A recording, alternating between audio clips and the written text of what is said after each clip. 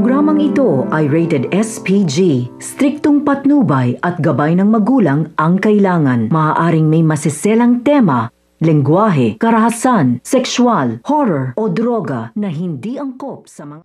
Nailipat na nga itong si Charlene sa City Jail kasama nga itong si Princess. Masaklap nga ang kwento nga nito ni Princess at ni Charlene dahil nga sa City Jail pa nga sila pinagtagpo.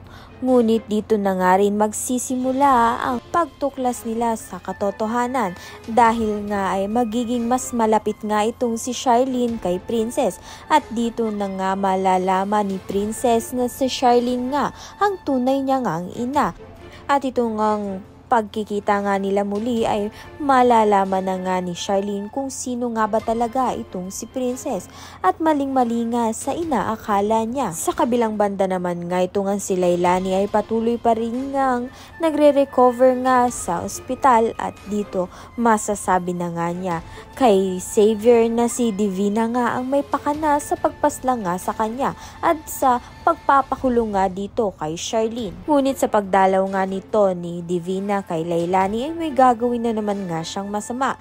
Gusto na ngang patahimiki ni Divina itong ang si Lailani upang sa gayon nga hindi na nga malaman pa kung ano ngang masamang ginawa nga nito ni Divina kay Charlene at kay Princess. Kaya naman nga huling-huli nga sa akto nga nito ni Xavier na itong ang si Divina ay may gagawin ngang masama sa kanyang ina. Kaya naman nga dali-dali na nga itong si Xavier na tumawag nga ng mga kapulisan upang ang ipadakip na nga itong si Divina. Ayan at iba pa ang dapat nating pakaabangan. Maraming salamat sa iyong panonood.